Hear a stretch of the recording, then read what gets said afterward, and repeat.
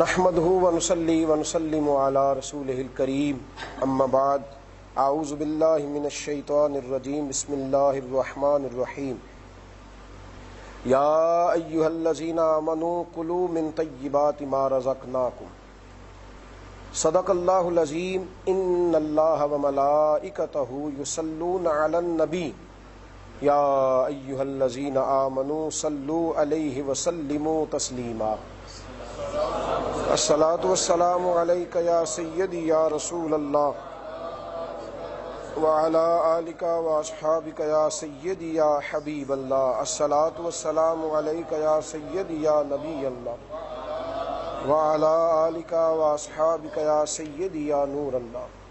حمد و صلاۃ کے بعد بندہ مومن کی زندگی میں رزق حلال کی بہت زیادہ اہمیت ہے۔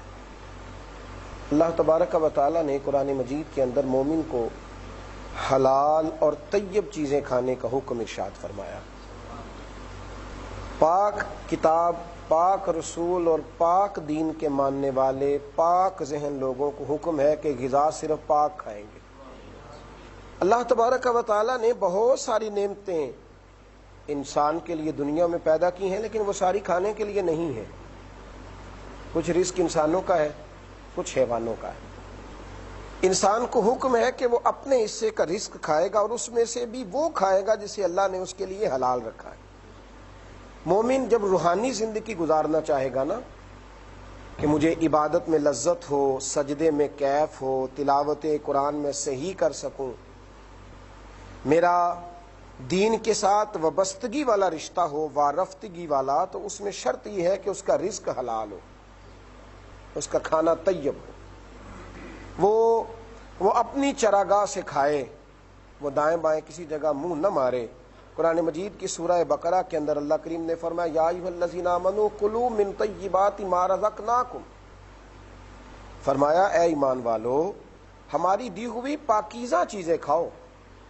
پاکیزہ، اس پر تمہیں پابندی لگائی جاتی ہے نا، پاکیزہ وہ چیزیں کھاؤ، لیکن نا رزق انسان نے کھانا ہے، استعمال کرنا ہے۔ اللہ تبارک و تعالیٰ نے اس کے لیے وسیع و عریض حلال چیزیں پیدا کی ہیں، وہ حرام نہیں کھائے گا۔ جو اللہ تبارک و تعالیٰ نے اس کے لیے رکھا ہے اسی کو استعمال کرے۔ میرے نبی پاک علیہ الصلوۃ والسلام نے فرمایا جو گوشت حرام سے پلے گا، جو وجود کا حصہ جو گوشت حرام سے پلے گا، وہ جنت میں نہیں جائے گا، اس لیے کہ جنت پاک لوگوں کے رہنے کی جگہ ہے۔ جو لوگ اپنے بچوں کو ناجائز کمائی کھلاتے ہیں وہ بتلائیں کہ بچہ اگر بیمار ہو اور اسے ذرا سی کوئی تکلیف ہو تو انسان کتنا پریشان ہوتا ہے، تو صبح قیامت اگر باپ کے سامنے اس کی اولاد جہنم میں ڈال دی جائے، ماں کے سامنے اس کے بچوں کو جلایا جائے، تو کیا وہ سکون محسوس کرے گا؟ کیوں لوگ رزق حرام لا کے ان بچوں کو دیتے ہیں؟ کیا یہ نہیں سمجھتے کہ قیامت کے دن جب انہی کی آنکھوں کے سامنے یہ بچے دوزخ میں ڈالے جائیں گے تو دنیا کی چند روزہ زندگی کا کیا معاملہ رہے؟ صرف ان کی تھوڑی سی خوشیوں کے لیے، وہ بھی بڑی وقتی سی، پتہ نہیں ملیں گی کہ نہیں ملیں گی، ان کے لیے لوگ رزق حرام لا کر کے رکھتے ہیں۔ مومن یہ یاد رکھے کہ رزق حلال، رزق طیب، رزق پاکیزہ۔ حضرت جناب سیدنا علی المرتضیٰ شیر خدا رضی اللہ تعالیٰ عنہ فرماتے ہیں کہ ہم نبی پاک علیہ السلام کی بارگاہ میں حاضر تھے تو ایک بدو آیا، دیہاتی عام سا آدمی۔ یہ جو عام سے لوگ آتے ہیں نا، یہ کئی دفعہ خاص ہی باتیں پوچھ جاتے ہیں۔ عام سا بندہ آیا دیہاتی، تو آ کے نا اس نے فٹافٹ 2 سوال کر دیے۔ عرض کرنے لگا یا رسول اللہ صلی اللہ تعالی علیہ وسلم، حضور مجھے اسلام کی آسان ترین چیز بھی بتا دیں اور مشکل ترین چیز بھی بتا دیں، آسان بھی بتا دیں اور مشکل بھی۔ یا رسول اللہ علیہ السلام دونوں باتیں ارشاد فرمائے تو میرے نبی کریم علیہ السلام نے ارشاد فرمایا بھائی اسلام کی آسان ترین چیز کلمہ پڑھنا ہے، لا الہ الا اللہ محمد الرسول اللہ صلی اللہ تعالی علیہ وآلہ وسلم۔ فرمایا آسان ترین چیز کلمہ پڑھنا، مشکل ترین چیز حرام سے بچنا ہے۔ یہ مشکل ترین کام ہے مشکل، پر ہے بڑا ضروری، اور اس بات میں بڑی حقیقت ہے۔ بڑے بڑے پرہیزگار لوگ، بڑے بڑے وضعدار لوگ، اور بڑے بڑے مصلح اور بڑے بڑے عبادت گزار اور بڑی بڑی کھلی باتیں کرنے والے رزق کے معاملے میں پرواہ ہی نہیں کرتے، وہ کہاں سے آ رہا ہے، کس طرح کر کے آ رہا ہے، بس ٹھیک ہے آنا چاہیے، انہیں کوئی اس کا خیال نہیں ہوتا۔ وہ لوگ جو کپڑا بڑی احتیاط سے لیتے ہیں کہ یہ میرے اوپر فٹ آئے گا کہ نہیں آئے گا، جوتا کئی دفعہ پہن کر چل کر کے دیکھتے ہیں کہ یہ چلنے میں تکلیف تو نہیں دے گا، جو گاڑی خریدتے وقت محسوس کرتے ہیں کہ اس میں سفر کرنا آسان تو ہوگا، وہ رزق کے معاملے میں احتیاط نہیں کرتے۔ وہ یہ سمجھتے نہیں کہ یہ میرے وجود میں فٹ آئے گا کہ نہیں، یہ میرے خون میں شامل ہو کے درست رہے گا کہ نہیں رہے گا۔ اور میرے نبی کریم علیہ الصلوۃ والسلام نے پوری وضاحتوں کے ساتھ بات سمجھائی۔ اب تو میں نے تو یہ دیکھا ہے کہ لوگ نا ہیلوں بہانوں سے جائز کر لیتے ہیں، ہیلوں بہانوں، اور نہیں جی میں نے کوئی زبردستی تھوڑا کی ہے، بس آ گیا تھا، میں نے کوئی زبردستی تھوڑی کی ہے، آ گیا تھا بس۔ اور کئی بہانے لوگوں نے بنا لیے ہیں پیسہ جمع کرنے، وہ میں جی غریبوں کی مدد کر دیتا ہوں، میں امیروں کو لوٹتا ہوں، صرف غریبوں کو۔ بھئی تیری ذمہ لگایا اللہ نے حساب لینا کہ تو ذرا امیروں کا حساب کر، اور بہانے بناتے پھرتے ہیں، تلاش کرتے پھرتے ہیں، وہ جی ایسے ہو جائے تو پھر کیسا ہے، وہ یہ بھی تو تھا نا، اس میں فلاں نے بھی تو ایسے کیا تھا نا، ہمیں بھی تو تھوڑا دینا پڑتا ہے نا جی، آفیسر بھی تو رشوت لے رہا ہے نا، میں نے 2-4 ہزار لے لیا تو کیا ہوا، او خدا کے بندے اس نے اپنی قبر میں جانا ہے، تو نے اپنی قبر میں۔ یہاں واضح پتہ چل جاتا ہے کہ حرام ہے، اس کے باوجود لوگ بہانے تلاش کرتے ہیں۔ اور میرے نبی پاک علیہ الصلوۃ والسلام نے فرمایا ایک حلال ہے وہ واضح ہے، ایک حرام ہے وہ واضح ہے، ایک حلال ہے وہ واضح ہے، ایک حرام ہے وہ واضح ہے۔ اور حضور فرمانے لگے ایک میں شک ہے کہ پتہ نہیں حلال ہے کہ پتہ نہیں حرام ہے، تو حضور فرماتے ہیں تم نے شک والی چیز سے بھی بچنا ہے، مسلمانوں شک والی چیز سے بھی بچنا ہے۔ تھوڑا کھا لو، شاندار کھاؤ، اچھا کھاؤ، لیکن تھوڑا کھاؤ، رزق حلال کھاؤ۔ آپ یقین کریں میں اکثر کہا کرتا ہوں کہ جو چھوٹا گوشت کھاتا ہے اس کی تو پرہیز بڑی جلدی شروع ہو جاتی، لیکن جو مزدور 400 روپیہ شام کو کما کر کے لاتا ہے، ایک وقت وہ کھاتا ہے، ہفتے میں ایک دن گوشت، ہر روز دوپہر کو اسے اچار کھانا پڑتا ہے، پر اس کی صحت بڑی اچھی رہتی، اس کی طبیعت بڑی ٹھنڈی رہتی۔ اور یاد رکھیں مومن اپنی زندگی میں یہ بات سمجھ لیں، پلے سے باندھ لیں کہ رزق حلال کے بغیر روحانی زندگی آگے نہیں چل سکتی، روحانی زندگی آگے نہیں چلے گی۔ میرے نبی پاک علیہ الصلوۃ والسلام نے ارشاد فرمایا کہ جس شخص نے 10 درہم کا کپڑا پہنا اور 1 درہم اس میں سے حرام کا تھا، نقطے کی بات ہے اور سمجھنے کی، 10 درہم کا کپڑا خریدا اور 1 درہم اس میں سے حرام کا تھا، یعنی پورے 10 حرام کے نہیں، 9 حلال ہے 1 حرام ہے، فرمایا 1 درہم اس میں حرام کا تھا، وہ کپڑا پہن کے وہ جتنی بھی نمازیں پڑھے گا اللہ ایک بھی قبول نہیں فرمائے گا۔ ایک ہے کل حرام کی کمائی کا لباس پہننا، ایک ہے کہ اس میں آمیزش ہو گئی 1 دینار کی۔ تو رسول کریم علیہ الصلوۃ والسلام ارشاد فرماتے ہیں کہ اللہ اس کی نماز کو قبول نہیں فرمائے گا۔ حضور گزر رہے تھے تو ایک آدمی رو کے دعا مانگ رہا تھا، رو کے، بڑے درد سے دعا۔ آج بھی شکوہ ہے نا لوگوں کو دعائیں قبول نہیں ہوتی۔ میرے نبی پاک علیہ السلام رحمت للعالمین ہے، رو کے دعا مانگ رہا تھا، تو میرے محبوب نے فرمایا جب تک اس کا جی چاہے یہ دعا مانگے اس کی قبول نہیں ہوگی۔ یا رسول اللہ صلی اللہ علیہ وسلم کیوں؟ فرمایا اس لیے کہ جو کھا کے آیا ہے وہ بھی حرام کمائی کا ہے، جو پی کے آیا ہے وہ بھی حرام کمائی کا ہے، جو کپڑا پہنا ہے وہ بھی حرام کمائی کا ہے۔ تو جب اس کا پورا وجود حرام کے ساتھ پلا ہوا ہے تو پھر اس کی دعا کیسے قبول ہوگی؟ روحانی زندگی کے لیے شرط ہے، یہ سارا زمانہ پوچھتا پھرتا ہے نماز میں دل نہیں لگتا، تو بتائیے اندر روٹی حلال جاتی ہے، پانی حلال جاتا ہے، کپڑا حلال جاتا ہے، جس مکان کی چھت کے نیچے لوگ رہتے ہیں وہ حلال کمائی کا ہے۔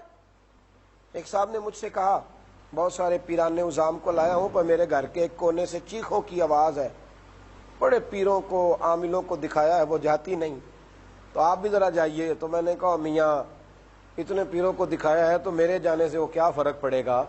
کہا نہیں آپ بتائیں وہ آواز کیوں نہیں جاتی؟ میں نے کہا ہو سکتا ہے اس کونے میں کسی یتیم کا مال لگ گیا ہو، کسی بیوہ کی آہیں ہوں تو وہ آوازیں نہیں جاتی۔ اب تو ہمارا مذہبی طبقہ بھی سیٹھوں کو بڑی بڑی سندیں دیتا ہے نا، سیٹ بڑی محفل کرا لے، کمائی جیسی مرضی ہو، تو اسٹیج پہ بیٹھے لوگ اس کو بہت بڑا عاشق رسول ہونے کی ڈگری جاری کر دیتے ہیں، بہت بڑا اس کو عاشق رسول ہونے کی سند جاری کر دیتے ہیں۔ کہتے ہیں وہ محفل تو کراتا ہے نا، یہ تو پوچھنا کمائی کاہے کی ہے، یہ کہاں سے لاتا ہے؟ غریبوں کا خون نہ چھوڑ کے سال کے بعد ایک محفل کر کے بڑے بڑے مفتیوں سے ڈگری لے لیتا ہے یہ؟ اسے پوچھیں اپنے غریبوں کا، مزدوروں کا حق بھی پورا ادا کرتا ہے کہ نہیں کرتا؟ محفل کرائی اور یہ بچ گیا، ڈگری دے دی، مولانا نے، مفتی نے، پیر نے، نعت خواہ نے، قاری نے، سب کو سند جاری کر دی۔ میرے رسول کریم علیہ الصلوۃ والسلام نے فرمایا جو گوشت حرام سے پلے گا وہ جنت میں نہیں جائے گا۔ یہ کیسے ممکن ہے؟ لوگ ڈگریاں جاری کرتے پھرتے ہیں۔ میں ایک محفل کے لیے جا رہا تھا، بہت بڑے سیٹ صاحب نے محفل کرائی تھی، تو ایک صاحب نے میرا دامن تھام لیا، کپڑا کھینچ کے کہنے لگے پیر صاحب ذرا ان سے یہ بھی پوچھیے گا کہ ہمارا بھی حق ادا کر دیں، ہم پہ بھی تھوڑی شفقت کریں، نوٹوں کی برسات تو یوں ہوتی ہے کہ چھتوں کو لگتے ہیں، تو ان سے کہیے یہ بھی تھوڑا خیال کریں کہ ہمارا بھی حق۔ وہ غریب آدمی ایڈوانس مانگ لے تو اس کے لیے نہیں ہے، پیر صاحب کا نذرانہ وقت پہ پہنچ جاتا ہے۔ اسی لیے اقبال نے کہا تھا یہ نذرانہ نہیں، یہ سود ہے پیران حرم کا، یہ سود ہے پیران حرم کا۔ خدا کا خوف کریں۔ اگر رزق کی حلال نہیں ہے، جو آپ پی رہے ہیں وہی ٹھیک نہیں ہے، تو آپ کے اندر سے آواز کیسے سچی آئے گی؟ آپ کے اندر سے بات کیسے سچی نکلے گی؟ گلا تو گھونٹ دیا اہل مدرسہ نے تیرا، اب کہاں سے آئے گی صدا لا الہ الا اللہ؟ رمضان المبارک میں زکوٰۃ بھی جب سیٹ کھا جائیں، صدقات بھی جب صدقات کی کمیٹیاں کھا جائیں، اور مدارس کے نام پر جمع ہونے والا چندہ جب کمیٹیاں ہڑپ کر جائیں، اور پھر لوگ کہیں کہ میں نے 10 قرآن ختم کیے اور میں نے 1500 لوگوں کو افطار کرایا ہے، یہ بتا وہ پیسہ کہاں سے آیا تھا، وہ دولت کہاں سے نکلی تھی؟ اور یہاں تو یہ حال ہو گیا ہے، یہ حال ہو گیا ہے کہ لوگ بہانے کرتے ہیں۔ وہ ایک صاحب مجھے کہنے لگے جی وہ میں غریبوں کی مدد بھی کرتا ہوں، تو میں نے کہا گندے پانی سے وضو نہیں ہوتا، گندے پانی سے وضو نہیں ہوتا، وضو کے لیے پانی کا صاف ہونا شرط ہے۔ اگر غریب کی خدمت کرنی ہے تو تیرا پہلے رزق حلال ہونا چاہیے، طیب اور پاک ہونا چاہیے، رزق حلال۔ حضرت ابو بکر صدیق رضی اللہ تعالیٰ عنہ کا ایک غلام تھا، وہ کبھی کبھی کچھ کما کے لاتا تھا، آپ کو دیتا تھا۔ جب وہ لاتا تھا نا کما کے، حضرت صدیق ایک بار پوچھتے تھے کہاں سے لائے ہو؟ ماں کیوں نہیں پوچھتی بیٹے سے کہاں سے کما کے لایا؟ باپ کیوں نہیں پوچھتا اپنے بیٹے سے کہاں سے کما کے لایا؟ جناب علی المرتضیٰ شیر خدا کہتے ہیں ایک دن میں نے چھوٹی سی تجارت کی، 50 دینار کما کے لایا، عزت والے رسول کی عزت والی بیٹی حسنین کریمین کی اماں رو کے ہاتھ باندھ کے کہنے لگی علی میری جرت نہیں، پر میرے گھر میں حسنین پلتے ہیں، مجھے بتا دو گے مال کہاں سے آیا ہے؟ مجھے خبر کر دو گے تاکہ میں گواہی دینے والی بنوں؟ تو مولا علی رو پڑے، کہنے لگے فاطمہ مجھے یقین تھا تو پوچھے گی، او محبوب کائنات کی شہزادی، جو میں حسنین کے لیے رزق لایا ہوں یہ خدا کے فضل سے طیب اور طاہر لایا ہوں۔ یہ کیا بات ہوئی کہ معیار ہی نہیں ہے، کوئی پوچھتا ہی نہیں؟ حضرت جناب سیدنا ابو بکر صدیق رضی اللہ تعالیٰ اس غلام سے روز پوچھتے کہاں سے لائے ہو، کیسے کمایا؟ ایک دن فرماتے ہیں بڑی بھوک لگی ہوئی تھی، پیٹ میری کمر سے لگا ہوا تھا، وہ غلام کچھ کما کر کے لایا، اس نے مجھے کھانا دیا تو بغیر پوچھے ہی حضرت صدیق اکبر نے کھا لیا، بغیر پوچھے ہی۔ غلام کہنے لگا حضور آپ نے پوچھا نہیں کہ میں کہاں سے لایا ہوں، کہا آپ بتا دو۔ تو کہنے لگا میں نے جاہلیت میں نا کچھ جنتر منتر کیا تھا کچھ لوگوں کو، آج وہ ملے ہیں تو انہوں نے کچھ پیسے دیے، ان پیسوں کا لایا ہوں۔ حضرت ابو بکر صدیق نے گلے میں انگلی ڈال کے کیا کر دی، اور کیا ہوتی نہیں، بھوک لگی ہوئی تھی تو پانی ڈال ڈال کے باہر نکالتے، پھر کونے میں جا کے 2 رکعتوں کی نیت باندھ لی، پھر مصلی پہ بیٹھ کے رونے لگے اور کہنے لگے عرش کے مالک میں نے جان بوجھ کے نہیں کھایا، اے میرے رب میں نے جان بوجھ کے نہیں کھایا، میں بھول گیا تھا، میری خطا معاف کر دے، مجھ سے درگزر کر۔ بھائیو رزق کا معاملہ اتنا اہم ہے، رزق کا معاملہ اتنا ضروری ہے، رزق کے معاملے میں اس قدر زیادہ اہمیت ہے حضرت باجید بستامی رحمۃ اللہ علیہ فرماتے ایک دن مشکوک لقمہ کھا لیا تھا، مشکوک، شک تھا کہ پتہ نہیں جائز ہے کہ ناجائز ہے، مشکوک کھا لیا تھا، 40 دن ہو گئے میرا نماز میں دل نہیں لگ رہا، میں کوشش کرتا ہوں پر سجدہ نہیں ہو پاتا، جد و جہد کرتا ہوں تو آگے نہیں بڑھ پاتا۔ اپنے رزق پر پہرا بٹھائیں، حلال رزق۔ اور میرے نبی کریم علیہ السلام نے فرمایا تیرا رزق تو تجھے یوں ڈھونڈ لیتا ہے جس طرح موت تجھے تلاش کر لیتی ہے، تو کیوں بھاگتا پھرتا ہے اور کیوں تو حرام کے پیچھے دوڑتا ہے؟ تیرا رزق تو تجھے تلاش کر لیتا ہے، وہ تو تیرے گھر پہنچ جاتا ہے، وہ تو رب کریم نے وعدہ فرمایا، وہ تو تجھے دے گا۔ لوگ لوگوں کے حقوق پر ڈاکے ڈالتے ہیں، تو کیا سمجھتا ہے کہ کسی کے بچے روتے رہیں گے تو مال چھین کے لائے گا تو تیرے وہ روٹی کھا کے ہنسیں گے؟ تو کسی کے گھر کی روشنی چھین کر اپنے گھر میں چراغ جلائے گا تو یہاں روشنی ہو جائے گی؟ تو کسی کو ستا کے اپنے گھر کے اندر حسن پیدا کرے گا تو حسن آ جائے گا؟ یاد رکھیں، جب کوئی کسی کے بچوں سے پیار کرتا ہے تو رب اس کے بچوں پہ بھی فضل فرماتا ہے۔ جب ہم حلال اور طیب کی تلاش میں نکلتے ہیں تو اللہ حلال اور طیب عطا کرتا ہے، رب کریم نوازتا ہے۔ رزق پہ پہرا بٹھائیں، حلال طیب پاکیزہ تھوڑا کھائیں لیکن حلال کھائیں۔ حضرت جناب عمر بن عبدالعزیز رحمت اللہ تعالی علیہ، آپ آخری وقت آیا تو آپ کی زوجہ کہنے لگیں کہ حضور آپ کا تو مکان بھی اپنا نہیں، بیٹیاں بھی ہیں بیٹے بھی ہیں، اتنی زندگی اتنا کچھ، اپنے لیے کیا کمایا؟ بچے کیا سوچیں گے ہمارا ابا ایک مکان بھی نہیں بنا کے دے سکا؟ یہ بھی مشکل ہوتا ہے نا۔ کئی لوگ بیچارے چوراہے میں کھڑے ہو جاتے ہیں کہ تیرے ٹھاٹھ باٹ اتنے ہیں اور تیرے پاس ہے کیا؟ پوچھتے ہیں نا اہل خانہ۔ آخری وقت تھا تو جناب عمر بن عبدالعزیز نے اپنی بیٹی اور بیٹوں کو بلایا اور بلا کے فرمانے لگے بیٹا مجھے معاف کر دو، تمہارا باپ بزدل نکلا، تمہارے لیے کچھ بنا نہیں سکا۔